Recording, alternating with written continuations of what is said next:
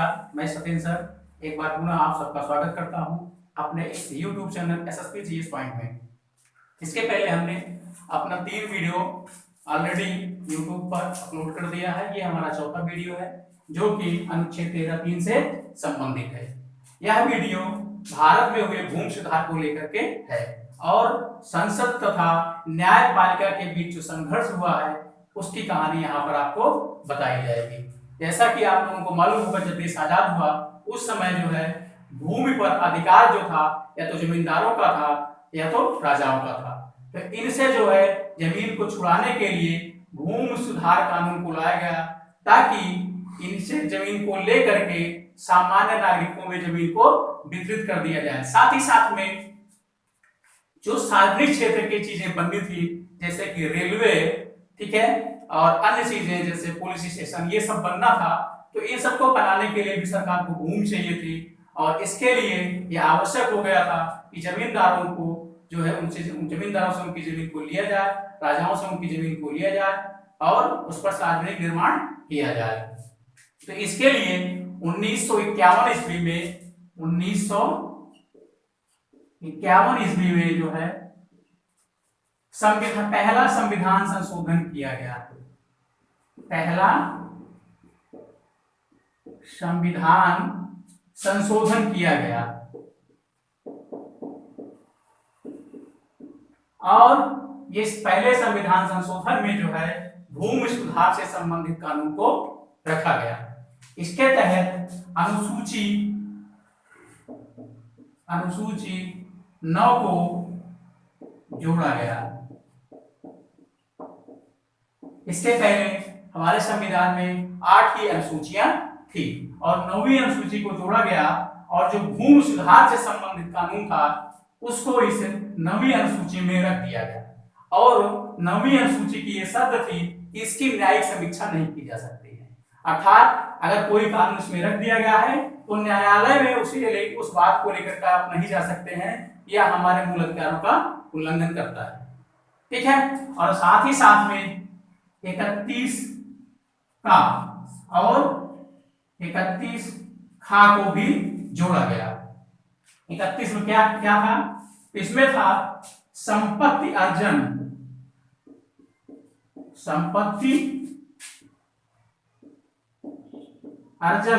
से संबंधित कानून को संवैधानिक संरक्षण प्रदान किया गया, ठीक है।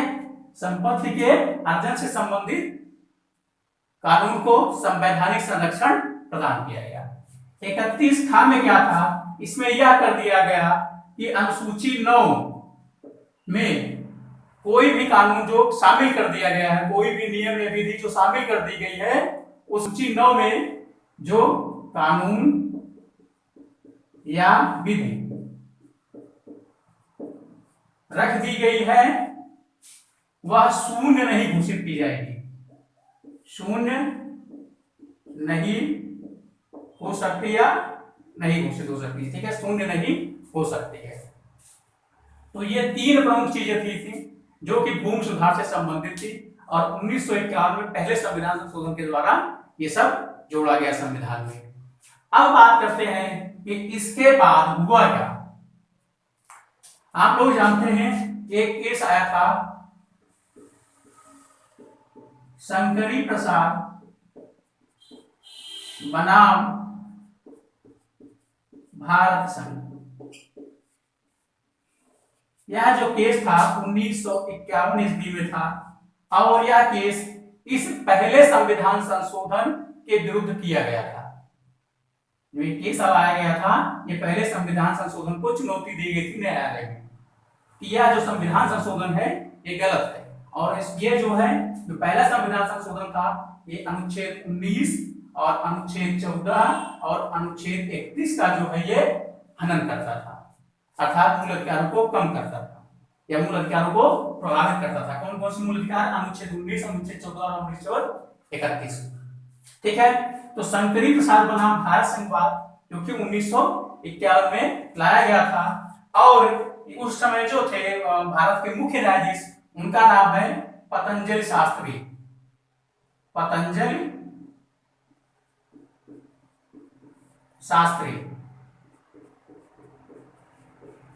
ठीक है, ये मुख्य न्यायाधीश थे उस टाइम पे पतंजलि शास्त्री। और इन्होंने फिर इस केस पर निर्णय दिया कि जो ये संविधान संशोधन है, संविधान संशोधन किया गया कैसे, अनुच्छेद 368 के तहत किया गया था संविधान संशोधन उस टाइम पे, जो पहला संविधान संशोधन था।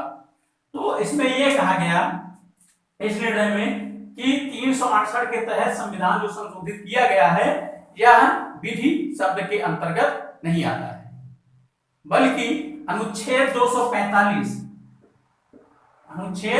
245 के तहत किया गया संविधान संशोधन, अनुच्छेद 245 के तहत जो बहुमत से संसद या विधानमंडल द्वारा जो विधि बनाई जाती है उस वह विधि के अंतर्गत आती है, ना कि संविधान संशोधन विधि के अंतर्गत आता है।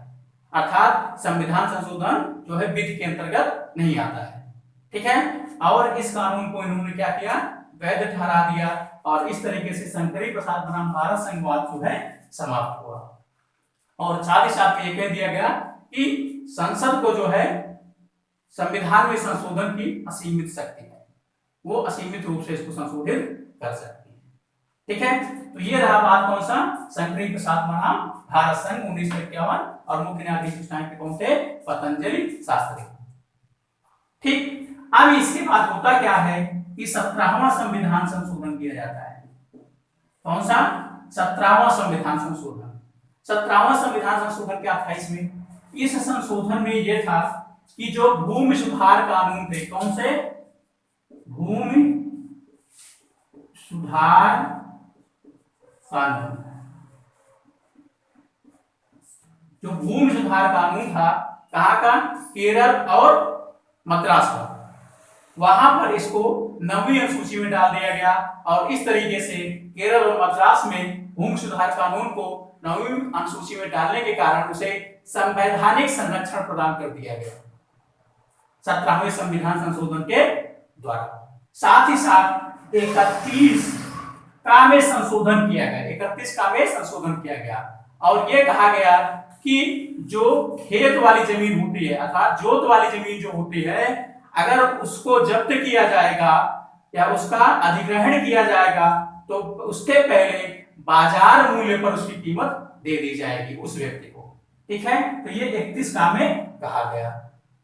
तो इसके पश्चात 17वें संविधान संशोधन के पश्चात अन्य राज्यों में भी, जैसे कि पंजाब में भी भूमि सुधार कानून को संरक्षण प्रदान किया गया, और 1964 से एक प्रक्रिया शुरू हुई, जिसके कारण पंजाब राज्य में जो है वहां के 2 भाई थे, एक का नाम है हेनरी विलियम गोलकनाथ तथा एक का नाम है हेनरी गोलकनाथ, दूसरे का नाम है विलियम गोलकनाथ। ठीक है, तो पंजाब में 2 भाई थे, जमींदार थे बहुत बड़े, और इनके पास भूमि बहुत ज्यादा, भूमि की लगभग 500 एकड़ से अधिक भूमि थी इसके पास। हेनरी विलियम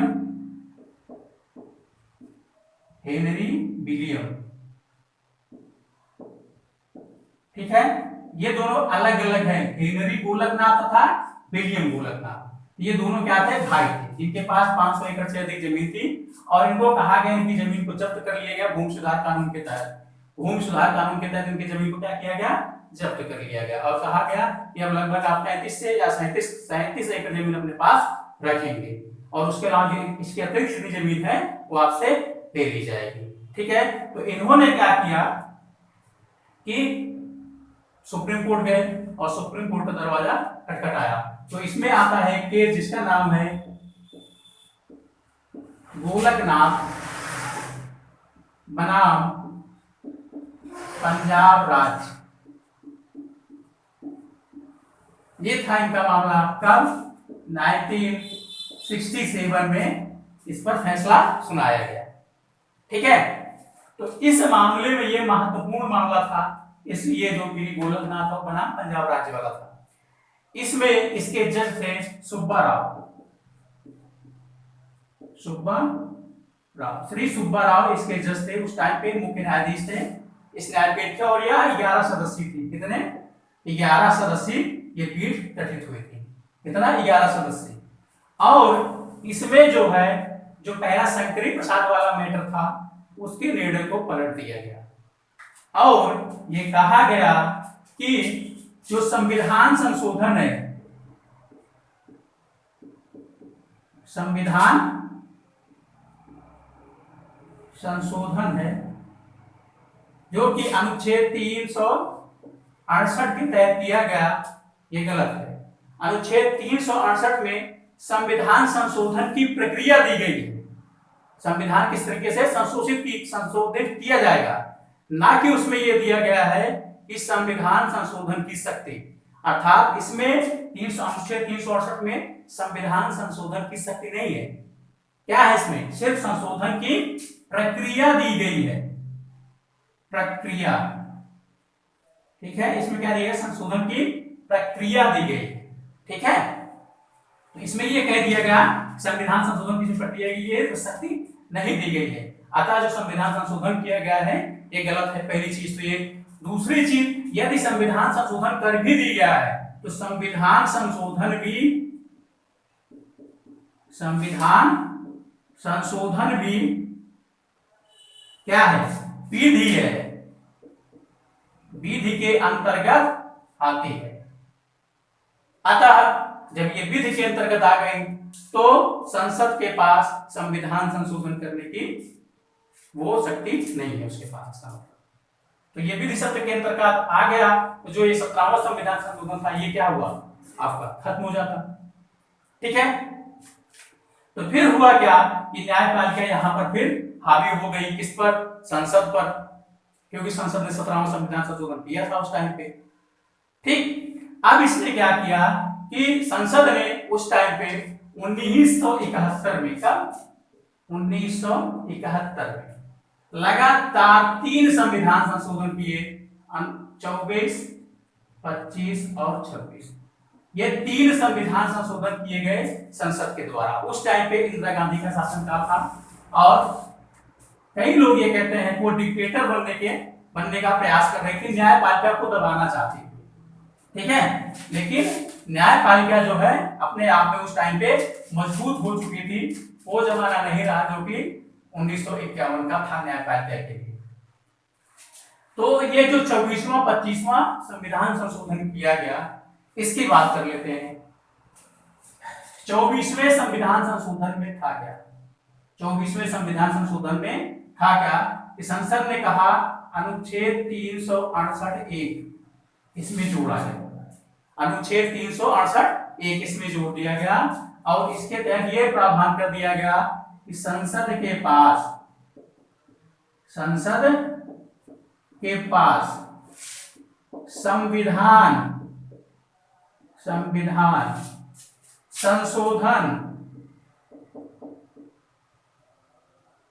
संविधान संशोधन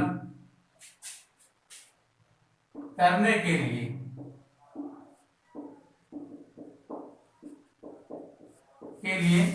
एक तरीके से असीमित शक्ति है। जब भी चाहेगी संसद उसमें संविधान से किसी भाग को जोड़ सकती है। क्या कर सकती है? किसी संविधान के किसी भाग में किसी भी विधि को जोड़ सकती है, किसी भी विधि को हटा सकती है। क्या करती है? हटा सकती है, और किसी भी विधि को उसमें से परिवर्तित कर सकती है, और संवैधानिक भाषा में इसी को बोलेंगे तो हम क्या कहेंगे? जोड़ को बोला जाता है संवैधानिक परिवर्धन। क्या बोला जाता है?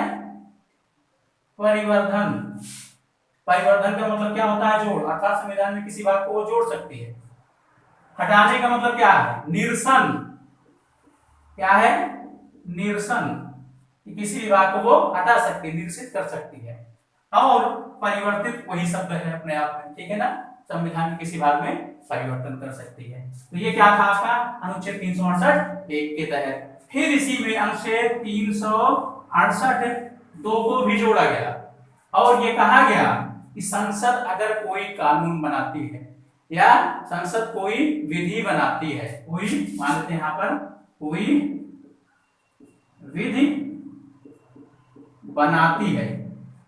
विधि बनाती है तो राष्ट्रपति उस विधि पर हस्ताक्षर करने के लिए बाध्य हो जाएगा। अर्थात 68(2) के तहत राष्ट्रपति को बाध्य किया गया हस्ताक्षर करने के लिए, बाध्य किया गया हस्ताक्षर करने के लिए किसको? राष्ट्रपति को बाध्य कर दिया गया हस्ताक्षर करने के लिए। इसके पश्चात अनुच्छेद 368(3) को जोड़ा गया। इसी 24वें संविधान संशोधन की बात कर रहे हैं, ठीक है ना। क्या कहा गया, इसको मिटा देते हैं थोड़ा सा, ठीक है। क्या कहा गया इसमें कि अनुच्छेद 13 की कोई शर्त, अनुच्छेद 13 की कोई शर्त 368 पर लागू नहीं होगी। अनुच्छेद 13 की कोई शर्त 368 पर नहीं लागू होगी, ठीक है। और एक और संशोधन इसमें किया गया, अनुच्छेद 13(4), इसको ठीक इसमें उलट दिया गया। अर्थात अनुच्छेद 368 को अनुच्छेद 13(4) के द्वारा अनुच्छेद 13 से बाहर कर दिया गया। अर्थात अनुच्छेद 13 का संबंध इससे 368 का संबंध इससे नहीं है, इसके बाहर है। कौन? अनुच्छेद 368 अनुच्छेद 13 से क्या है? बाहर है। ये चौथा आर्टिकल लगा के इसको इसमें जोड़ दिया गया है। साथ ही साथ में तीसरे में क्या था आपका? अनुच्छेद 13 की कोई शर्त, ये सॉरी ये हाँ 368 में क्या था? अनुच्छेद 13 की कोई शर्त इस पर लागू नहीं होगी, ठीक है। तो ये रही बात किसकी? 24वें संविधान संशोधन की। 368 फर्स्ट में क्या था? संसद के पास संविधान संशोधन करने के लिए असीमित शक्ति है, और इसमें वो कुछ भी जोड़ सकती है, उसमें से हटा सकती है तथा उसको परिवर्तित कर सकती है, इसको संविधान, ठीक है ना। और इसके अतिरिक्त क्या था? तीसरे में क्या था कि अनुच्छेद 368(3) जोड़ा गया, और ये कहा गया कि अनुच्छेद 13 की कोई शर्त 368 पर लागू नहीं होगी। और फिर अनुच्छेद 13(4) को जोड़ा गया, और उसी में कह दिया गया कि अनुच्छेद 368 13 से 13(4) से क्या है? बाहर है, 13 से बाहर है, तो 13(4) ये जोड़ा गया था इसमें, और इसमें कानून बना दिया गया इस तरीके से, ठीक है। तो ये था कौन सा? 24वां संविधान संशोधन कब किया गया? 1971 में। तो संसद ने अपना वो दिखाया, अपनी शक्ति को, अपनी पावर को, ठीक है। और इसके साथ साथ में हमने कहा कि 26वां संविधान संशोधन भी 1971 में ही किया गया था। इसमें क्या था? 26वें संविधान संशोधन के अंतर्गत ये था कि राजाओं के प्रिवी पर्स का सिस्टम खत्म कर दिया गया। अर्थात राजाओं के जो भूमि जब्त की गई थी, उसके बदले में सालाना जो आय होती थी, प्रिवी पर्स उसको बोलते थे, उसको इंदिरा गांधी ने खत्म कर दिया, ठीक है। तो ये चीज थी इसमें 1971 में जो 24वां, 25वां एवं 26वां संविधान संशोधन किया गया। उसके बाद अब हम बात कर लेते हैं इसी 24वें संविधान संशोधन को, 24वें संविधान संशोधन को जो है 1973 में चैलेंज किया गया। तब 1973 में ही चैलेंज कर दिया गया, और वो प्रसिद्ध वाद आता है, ऐतिहासिक वाद आता है, जिसको हम बोलते हैं केशवानंद भारती बनाम केरल राज्य। केशवानंद भारती बनाम केरल राज्य ये प्रसिद्ध वाद है, और इसने जो है इतिहास रच दिया था भारतीय संविधान के लिए, और ये साबित कर दिया था कि संविधान सर्वोच्च है, ना कि संसद। इस केशवानंद भारती केस ने बात करते हैं 1973 ईस्वी। कौन सा केस था?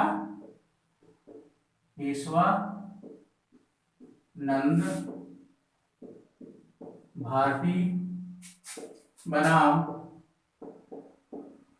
केरल राज्य, ठीक है। चैलेंज किसको किया गया? 24वें संविधान संशोधन को, 24वें संविधान संशोधन को उसमें चैलेंज किया गया। बात करते हैं केशवानंद भारती कौन थे, इसकी बात कर लेते हैं। एक राज्य है केरल। केरल में एक मठ था जिसका नाम है एडनीर मठ। क्या है? एडनीर मठ। ये मठ था और इसको स्थानीय रूप से जो यहाँ का में मुख्य यहाँ जो यहाँ के मुख्य पुजारी हुआ करते थे उनको स्थानीय शंकराचार्य कहा जाता था। स्थानीय शंकराचार्य कहा जाता था। शंकराचार्य कहा जाता था। स्थानीय शंकराचार्य को उपाधि नहीं दी जाती थी। जो ये स्थानीय शंकराचार्य क्यों कहा जाता था? क्योंकि 9वीं शताब्दी में जो शंकराचार्य थे, शंकराचार्य जो थे वो इसी से संबंधित थे, इसी एडनीर मठ से संबंधित थे 9वीं शताब्दी। ठीक है, तो यहाँ के उस टाइम पे जो मालिक थे वो थे केशवानंद भारती। बात करते हैं केशवानंद भारती का। अगर पूछा कभी कभी, अगर आप जानते होंगे इनका पूरा नाम पूछा जाता है, इनका पूरा नाम क्या है, बात करते हैं उसकी। श्री जगत गुरु, श्री जगत गुरु, श्री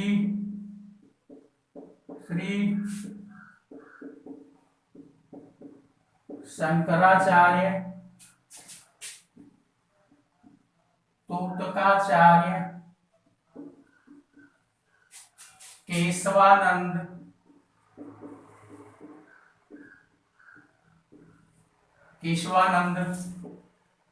भारती तोतकाचार्य श्री केशवानंद भारती होगा, श्री यहां पर आ जाएगा, श्री केशवानंद भारती, श्री पतंगला वारू, ये इनका पूरा नाम है केशवानंद भारती का। श्री जगत गुरु, श्री श्री शंकराचार्य तोतकाचार्य, श्री केशवानंद भारती, श्री पतंगला वारू। नहीं, यहाँ पर श्री नहीं रहेगा, यहाँ पर नहीं रहेगा बस। ठीक है, श्री जगत गुरु, श्री श्री शंकराचार्य तोतकाचार्य, श्री केशवानंद भारती, पतंगला वारू, ये इनका पूरा नाम था। ठीक है, तो इनका जो मठ था उसके पास बहुत सारी संपत्ति थी। उस टाइम पे भूमि थी, बहुत सारी, हजारों एकड़ जमीन थी इनके पास में। और इनकी संपत्ति को जब मतलब कि जब्त कर लिया गया तो इनको फिर अपनी संपत्ति से मतलब नहीं था, जब्त कर लिया तो कोई उसको विरोध नहीं किया। लेकिन जो इनका एक भक्त था जिसका नाम है नानी भाई पालखीवाल, नानी भाई पालखीवाल, उसका नाम है नानी भाई पालखीवाल, ये इनके भक्त थे और ये प्रसिद्ध वकील थे। ठीक है, इन्होंने केशवानंद भारती से कहा यह आपके संपत्ति से संबंधित अधिकारों का उल्लंघन है, इसके लिए हमें कोर्ट का दरवाजा चल के खटखटाना चाहिए। और उसके सबसे पहले ये केरल हाई कोर्ट में गए और केरल हाई कोर्ट ने इनको मतलब इनके खिलाफ फैसला दिया। और इसके पश्चात जो है ये लाए गए कहां पर? Supreme court. जब सुप्रीम कोर्ट में लाए गए तो सुप्रीम कोर्ट में भी इनकी हार होती है, लेकिन जो ये फैसला दिया गया वो ऐतिहासिक फैसला हो गया था इस केस के लिए और देश के संविधान के लिए। हुआ क्या था कि उस टाइम पे 13 जजों की, कितनी?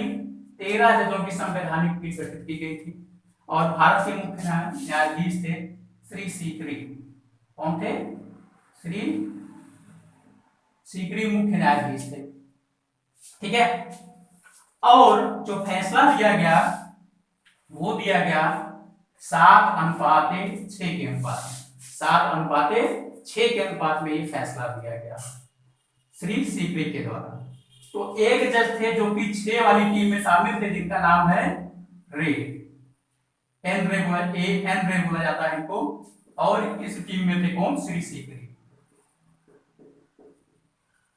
ठीक है, तो 7:6 के अनुपात से फैसला सुनाया गया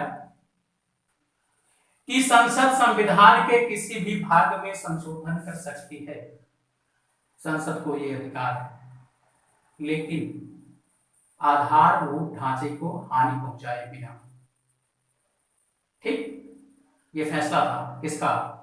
इस केशवानंद भारती बनाम केरल राज्य में सुप्रीम कोर्ट का कि संसद के पास अधिकार है संविधान के किसी भी भाग में संशोधन करने का, लेकिन वो ऐसा संशोधन ना करे जिससे कि संविधान के आधारभूत ढांचे को ठेस पहुंचे, आधारभूत ढांचे को ठेस पहुंचे। और इस तरीके से जो ये संशोधन किया गया 24वां, ये 24वां संविधान संशोधन क्या हुआ, रद्द हो गया।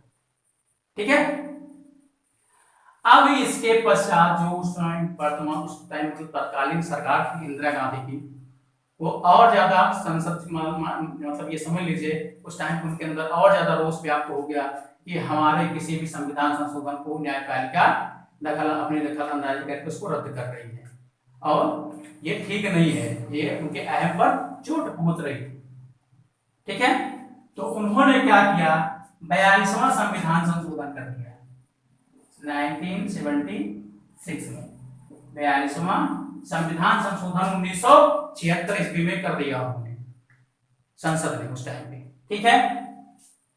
तो जब ये 42वां संविधान संशोधन किया गया तो इसे जो है लघु संविधान भी कहा जाता है, लेकिन संपत्ति से संबंधित कुछ कानून इसमें रखे गए थे। तो फिर 368 में 368 4 को जोड़ा गया और 368 5 को भी इसमें जोड़ा गया। ठीक है। और इसमें कहा गया 368 4 के तहत कि संविधान संशोधन जो होगा, संविधान संशोधन जो होगा उसकी न्यायिक समीक्षा नहीं की जा सकती या न्यायिक चुनौती नहीं दी जा सकती, न्यायिक चुनौती उसे नहीं दी जा सकती। ये 368 में कर दिया गया। ठीक है। और 368 5 में क्या कर दिया गया कि संसद के पास असीमित शक्ति है, संसद के पास संविधान संशोधन की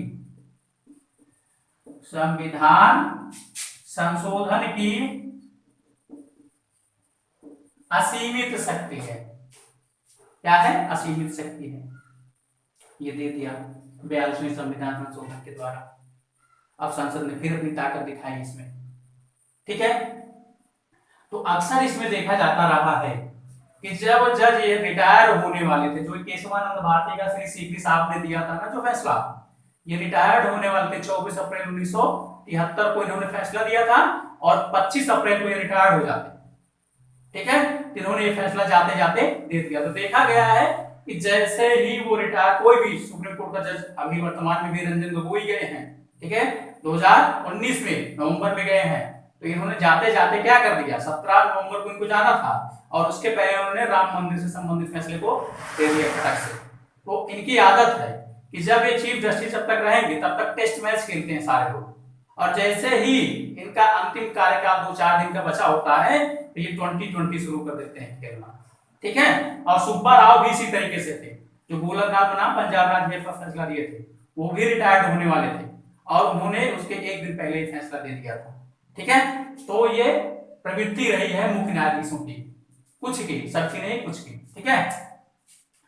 तो जब ये फैसला दे दिया गया, अब इसके पश्चात 1980 में, कब 1980 में मिनर्वा मिल बनाम भारत संघ फिर एक वाद आया और उस टाइम पे जो जज थे वो थे वाई.वी. चंद्रचूड़ उस टाइम के मुख्य न्यायाधीश थे। और इन्होंने जो ये संविधान ये संशोधित किया गया था, कौन सा 42वां संविधान संशोधन इसको रखा गया था, इसको क्या किया, अनैतिक घोषित कर दिया। ठीक है। यह मूल अधिकारों को उल्लंघन करता है और न्यायिक पुनर्विलोकन की शक्ति को प्रभावित करता है, और इसको क्या किया उन्होंने, रद्द घोषित कर दिया। ठीक है। और सदैव के लिए यहाँ पर ये निर्णय दे दिया कि न्यायिक पुनर्विलोकन की शक्ति जो है, न्यायिक पुनर्विलोकन की जो शक्ति है वो जो है संवैधानिक का मूल ढांचा है, संविधान का मूल ढांचा है। साथ ही साथ अनुच्छेद 14 को इन्होंने यहाँ पर यह भी घोषित कर दिया कि आगे जो है संविधान का मूल ढांचा है। ठीक है, तो ये वाद यहीं पे समाप्त हो गया। और जो एक केशवानंद भारती वाला वाद था, केशवानंद भारती वाले वाद में सीकरी के पश्चात जज बनना था किसका, किसको, सेलट एक व्यक्ति थे, एक जज थे सेलट, जो कि इस 7 वाली टीम में शामिल थे, वो शीर्ष क्रम पर थे, जबकि इंदिरा गांधी के चूंकि खिलाफ ये दिए थे और खिलाफ टीम में शामिल थे, इसलिए उनको जज नहीं बनाया गया और रे को बना दिया गया। इसके पहले से चला आ रहा था कि जो वरिष्ठतम जज होगा वही मुख्य न्यायाधीश बनेगा, लेकिन इंदिरा गांधी ने 1973 ईस्वी में इस प्रथा को चेंज कर दिया था और ये सोचकर किया था कि जो हमारे पक्ष में होगा हम उसी को जज बनाएंगे। और चूंकि 6 के अनुपात से जो फैसला दिया गया था, रे उसका प्रतिनिधित्व कर रहे थे और इनको यह वरीयता क्रम में ये चौथे नंबर पर थे और इनको क्या किया गया, जज बना दिया गया। और जज बनने के पश्चात ये सबसे बड़ी बात सुनिए, जज बनने के बाद रे जैसे ही जज बने, जज तो बन गए, बनने के बाद जो कि केशवानंद भारती बना, केरल राज्य केस था ना, इसको उन्होंने रिव्यू पिटीशन कर दिया। रिव्यू मतलब दोबारा उसकी न्यायिक समीक्षा शुरू कर दी थी और एक टीम गठित कर दी थी कि इसकी न्यायिक समीक्षा की जाएगी दोबारा। अपने अनुच्छेद 137 के तहत मैंने कभी बताया था आपको कि अपने निर्णयों की समीक्षा करना न्यायालय, अनुच्छेद 137 के तहत। तो जब दायर कर दी तो नानी भाई पालकी वाल पुनः कोर्ट पहुंचे, जो कि इसमें लड़े थे केशवानंद भारती में वाले केस में। ये पहुंचते हैं वहां पर और कहते हैं कि आप रिव्यू पिटीशन क्यों दायर कर रहे हैं, ये आप उसका नाम बताइए जिसने ये रिव्यू पिटीशन दिया है। तो कोर्ट शर्मिंदा हो गई इस बात को लेकर के, किसी ने पिटीशन भी नहीं दायर किया, कोर्ट स्वयं से पिटीशन दायर करके जो है ये अपने न्याय की समीक्षा करने जा रहे हैं। और इस तरीके से रे को थोड़ी बहुत शर्म आई होगी इस टाइम पे और इस केस को क्या किया, खारिज कर दिया, पिटीशन रिव्यू पिटीशन अब इसमें नहीं होगी। ठीक है, तो इस तरीके से ये वाद जो था वो संसद बनाम न्यायपालिका था, इसमें कि उस टाइम पे इंदिरा गांधी का शासन काल था और संसद के साथ में इनकी अच्छी से भिड़ंत हुई और जिसमें संविधान की सर्वोच्चता को स्वीकार किया गया और साथ ही साथ में न्यायभूत आधारभूत ढांचे का सिद्धांत आया। आधारभूत ढांचे का सिद्धांत पूछा गया, आधारभूत ढांचा क्या है, तो न्यायालय ने उस टाइम केशवानंद भारती बनाम केरल राज्य के केस में कहा था कि हम समय समय पर आपको बताएंगे कि आधारभूत ढांचा क्या, संविधान का आधारभूत ढांचा क्या है, हम आपको आने वाले समय में बताएंगे। जैसे जैसे केस आएंगे हम उसके हिसाब से उसकी समीक्षा करेंगे, फिर बताएंगे ये आधारभूत ढांचा है कि नहीं। ठीक है, तो ये रही बात इसकी, इस केस की। अगर ये वीडियो आपको पसंद आया हो लाइक और शेयर सब्सक्राइब जरूर करिए। धन्यवाद।